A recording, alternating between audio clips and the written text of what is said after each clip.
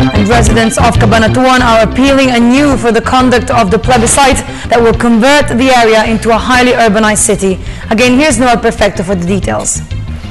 Cabanatuan City voters call on the COMELEC to implement the plebiscite.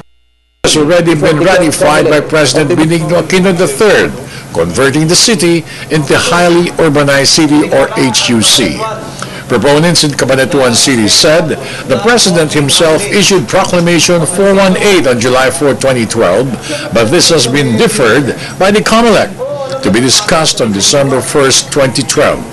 According to Attorney J.V. Bautista, Attorney Roy Balagtas, and former Nueva Ecija Governor Tomas Joson, only the COMELEC can do something to improve the lives of the people of Cabanatuan City. Ito po'y talagang malawakang panawagan ng mga mamamayan ng Cabanatuan na maganap na muna ang plebisito bago kami pumunta sa eleksyon.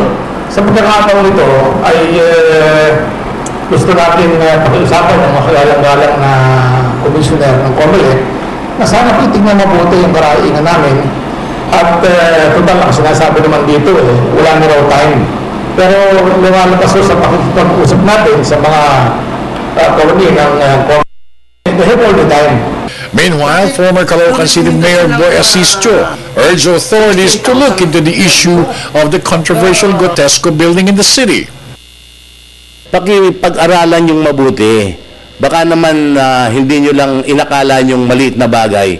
Napakalaking bagay po para sa taga-Caloocan to. Na ang tingin ko hindi nyo masyadong natignan. Please lang po, alang-alang po sa mga kababayan ko, paki-revisan nyo uli.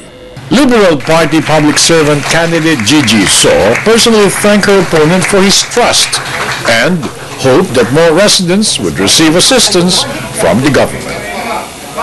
I believe you will support this advocacy and help me out because we used to be the most business-friendly city during the time of Mayor Personelli. For the People's Television, I'm Noel Perfecto.